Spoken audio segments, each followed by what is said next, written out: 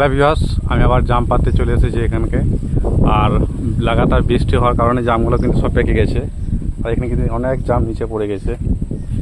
দুদিন আগে আমি একটা এই জামগুলো পেরে কুরুপ জাম করেছিলাম, যেগুলো লঙ্কা গুঁড়িয়ে এবং লবণ দিয়ে, সেগুলো খুবই টেস্ট ছিল।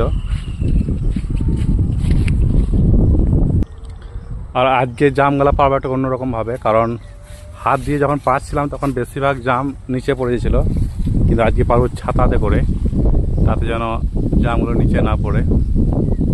তাকে পেরে নিই। আমাদের এখানে জাম পাড়া মোটামুটি শেষ। এবার এগুলো বাছাই করতে হবে, কারণ অনেক পোকা লাগা বা কাঁচা আছে।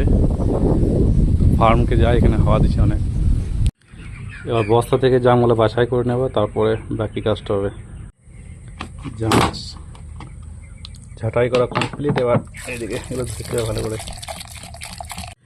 এই জামগুলো 3বার ভালো করে ধুয়ে নিলাম। আর টিফিনের মধ্যে সে লঙ্কা গুঁড়ি আর লবণ।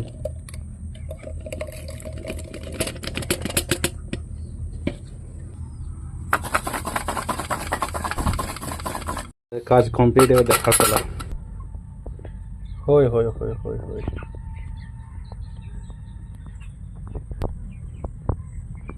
বাসি ভাত হয়ে গেছে। এবার খাবার পালা।